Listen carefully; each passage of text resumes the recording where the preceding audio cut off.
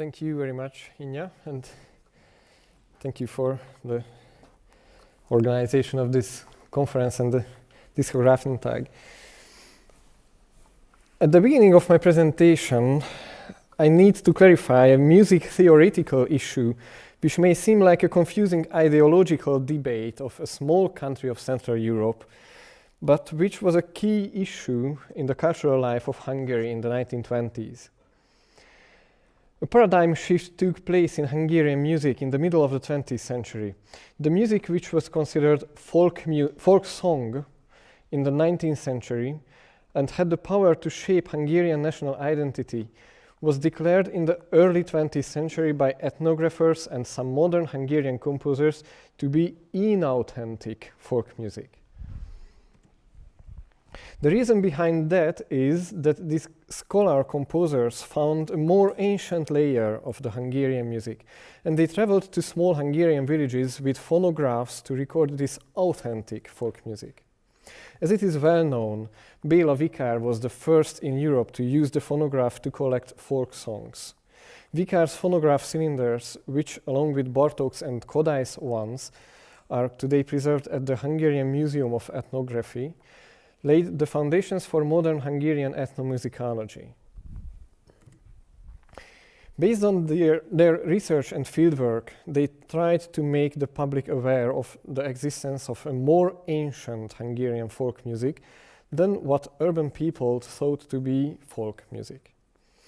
The 19th century folk songs are, in fact, folk-inspired art songs with piano accompaniment composed mostly by semi-professional composers and distributed in printed sheet music. Their lyrics are usually sentimental and folksy, while musically they are characterized by Hungarian musical clichés and harmonic idiom influenced by German Romanticism. Authentic folk music, on the other hand, is monophonic, more austere and sincere by both musically and in content, free of urban character, spread by oral tradition, and is known by a bigger community in different variants. So the term folk song meant something different at the turn of the 19th and 20th centuries than it did in the 1920s. And this left a deep mark on the early sound recordings as well. In the acoustic era, a huge amount of recordings of the then extremely popular folk-inspired art songs, which were then called folk songs, were made, mostly with singers accompanied by a gypsy band, but also with a piano accompaniment. Most of the ethnic vocal recordings made for Hungarian Americans were this type of folk songs, precisely because of its extremely strong national identity-forming role. However, the folk songs, which were considered authentic folk music by Kodály and Bartók, were first recorded on gramophone discs in the 1928 HMV series. After the First World War, the Hungarian record industry virtually disappeared. The international companies only began to make recordings in Hungary again in 1926, HMV and Columbia, and 1927, Odeon. This was the situation in which the Gramophone action of the Ministry for Education and Religious Affairs was announced in May 1928 by Minister Kuno Klebelsberg. He said at the budget hearing of the parliament that a series of records would be produced and distributed, along with a gramophone, to various towns and schools in Hungary. The ideological aim of the gramophone action was a rather nationalistic one, and a little bit naive, to protect Hungarian music from the spread of jazz. Klebelsberg also explained the starting point of his idea. During a visit to the rural Hungary, he was astonished to find that while the older people, including himself, listened to and enjoyed the old Hungarian songs, that is, folk-inspired art songs, the village youth danced to jazz tunes. Actually, the idea of protecting the Hungarian music from jazz was quite a widespread one in some nationalistic circles of Hungary in the 1920s, and Klebelsberg just took the initiative and elevated it to a parliamentary level. He asked a five-member committee to edit the content of the series. The members of the committee were the composers and ethnomusicologists Zoltán Kodály and László Lajta, the singer and voice teacher and also musicologist Imre Molnár, musicologist Béla Tankó, and on behalf of the ministry, Gyula Nevelős. They, but above all, Kodály and Lajta, pushed the concept of the series towards authentic folk music. However, and here came a second twist in the conception.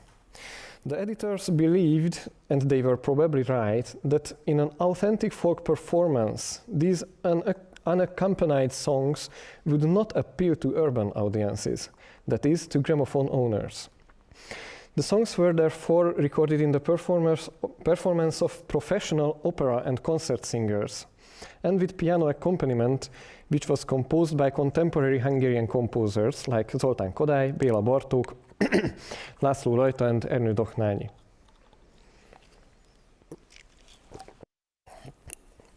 This genre, the folk song arrangement, appeared more and more frequently in Budapest concert halls, starting from the mid-1910s. The repertoire of the series consisted of the most important national songs of Hungary, including the national anthem, old Hungarian songs and folk songs with piano accompaniment, choral works of Kodály, based on folk songs, and some excerpts from János, the Singspiel of Zoltán Kodály, which are actually folk song arrangements for voice and orchestra. The performers were well-known personalities of the Hungarian musical culture of the interwar years. Distinguished opera singers like Mária Bazilides, Izabella Nagy, Ferenc Székelyhidi, and Imre Palló, a popular cabaret singer Vilma Medgyaszay, professional and school choirs, and the orchestra of the Royal Hungarian Opera conducted by Nándor Rékai. The piano collaborators were Béla Bartók and Otto Herz.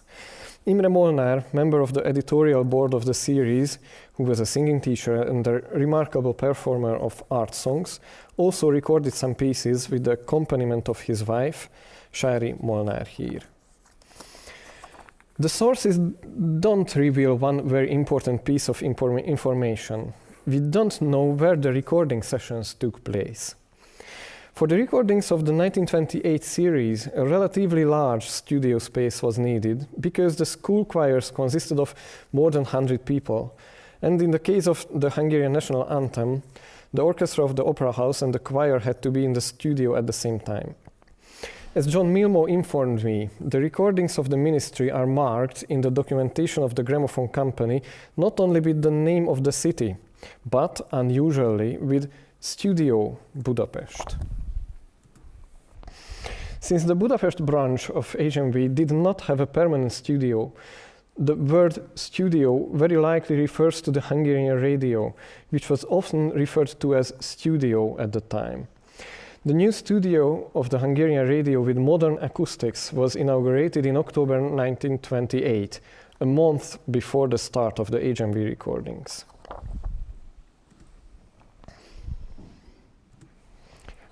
Sound expert Arthur Douglas Lawrence began his recordings in Budapest on the 13th of November 1928. Surprisingly, a 5-day break was inserted at the end of November. It is possible that this was the time to find a new, larger studio, as the first major choral recordings were made on the first day after the break. The recordings of the gramophone action began on the 5th of December, and the last session was held on 15th December. It seems that the International Record Company and even the Hungarian branch were not the least bit worried about the popularity of jazz. The one time the recordings of the gramophone action, announced to protect the Hungarian songs and to prevent the spread of jazz, were interrupted, it was for the sake of 2 recordings of the jazz saxophonist Árpád Lakatos.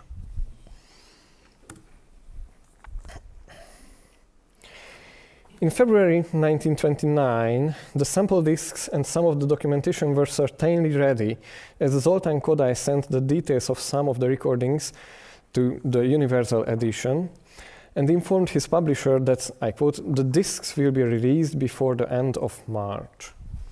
There is a very interesting letter of Bartók informing his mother about the recordings. This is the second.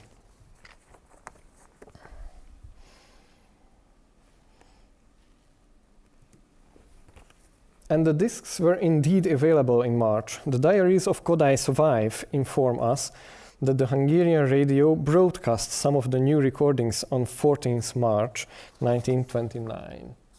You can see the word gramophone in the picture. The series consists of 24 10-inch and 10 12-inch discs. The majority of the recordings were made in December 1928, but 3 earlier recordings were also included in the series.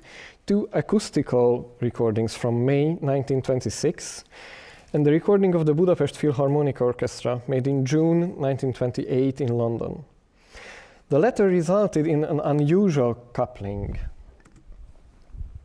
On one side of AN 227 is a 12-inch recording of the Rákóczi March, but the Hunyadi March on the other side was originally recorded on a 10-inch matrix.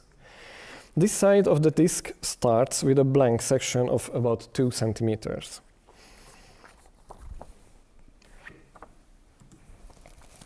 Several public presentations of the discs were held. On 15 March 1929, at a concert organized by the Hungarian branch of HMV in the Great Hall of the Liszt Academy of Music, some of the recorded pieces were performed live and on record, together with the demonstration of the new HMV 600 model, combined with an electric speaker. The official presentation, organized by the Ministry of Education and Religious Affairs, took place on 16 April 1929. At that occasion, 14 discs from the series were played alternately on 2 gramophones. And László Lajta even gave a lecture about the series at the Hungarian Ethnographical Society in May 1929. As planned by the ministry, 100 gramophones with a complete set of records were distributed to schools and Hungarian municipalities, and the series was also introduced to the extracurricular education program of the ministry.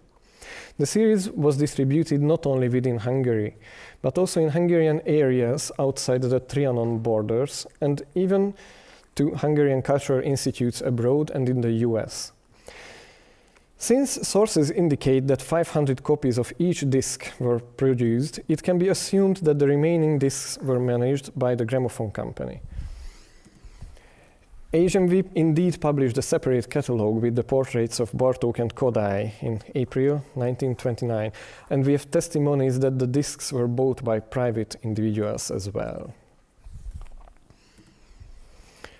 As the discs were issued with an accompanying booklet of the texts of the vocal recordings, this series can be considered as an early example of the tönendes Buch idea. As Rainer Lott explored in his article in the 2010 yearbook of the GHT, Das tönende Buch was the genre name of a series of publications by the Lindström Company, in which discs with accompanying texts were released. A few years later, in 1934, another booklet was published in Hungary, which contains a written version of 9 educational lectures based on the records. Although most of the discs were released only in one edition, on the basis of the different label inscriptions of the surviving copies, we can identify some reissues. It also shows which recordings were more popular, and I have to thank Peter Adamson, who helped a lot for identifying these different label versions. However, only 4 of the discs were reissued in the HMV HU Hungarian series in the late 1930s. In the LP era, only the Bartók and Kodály recordings generated significant interest. The recordings of Béla Bartók playing the piano were reissued in 1981 as part of the LP Complete Edition to commemorate the centenary of the composer-pianist's birth. Next year, in the frame of the Kodály centenary, the remaining Kodály titles were reissued on LP. However, only the Bartók recordings were republished on CD in the 1990s. The remaining titles are not available on a modern audio medium. The National Library plans to make a reissue this year. I hope the best. The original plan for the complete gramophone action was to consist of 100 discs in 500 copies of each. And in April 1929, it was emphasized that the 34 discs released were only a first series. Because of the Great Depression, the sequel was not so grand. The second series only consisted of 6 discs, which contained recordings of folk-inspired art songs recorded at the end of 1930. Surprisingly, this second series was made by the German Ultraphone company. A third series was also planned with music pieces of living composers, but the rest of the gramophone action was never finished.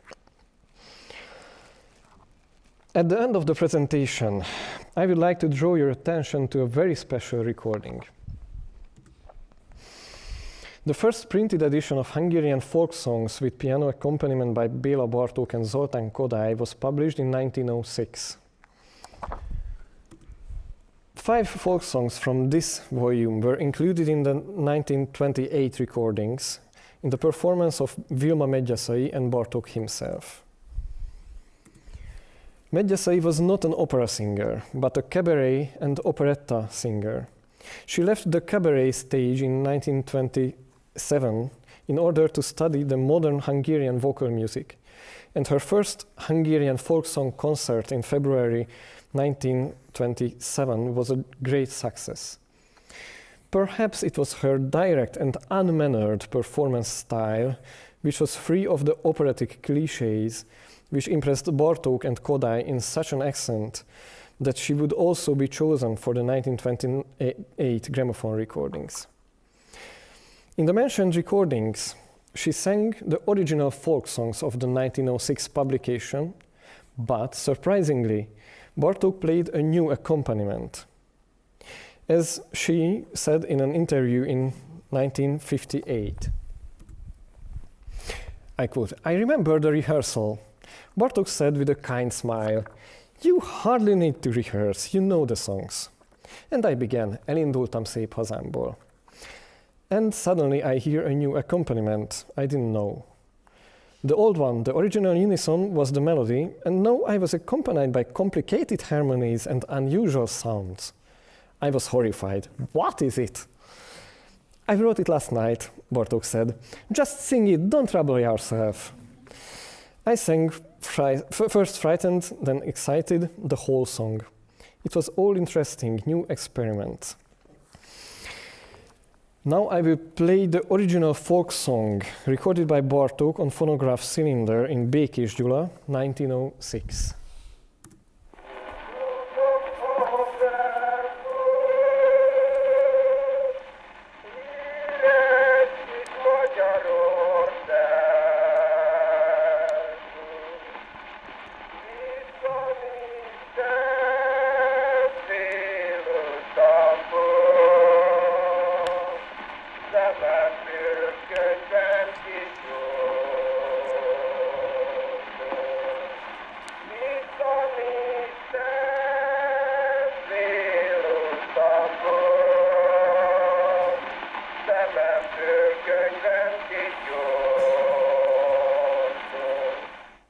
It is a very popular folk song in Hungary, even now.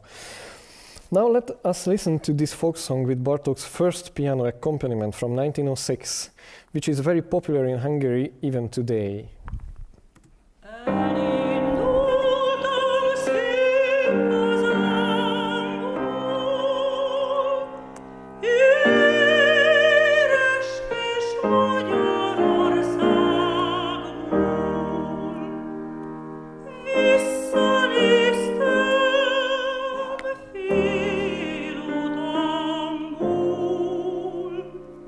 Szememből a kő.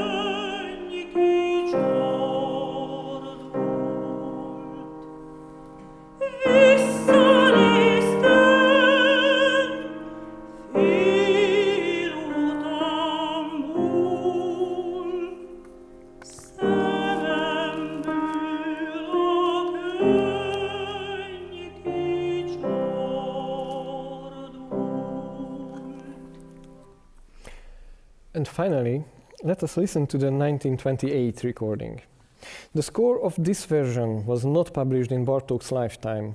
Bartók didn't even write it down. He played it from some handwritten sketches. At the Institute for Musicology in Budapest, my colleagues are now preparing the folk song arrangements volume of the Béla Bartók Complete Critical Edition, and in this case, the only source of the work is the sound recording made in December 1928.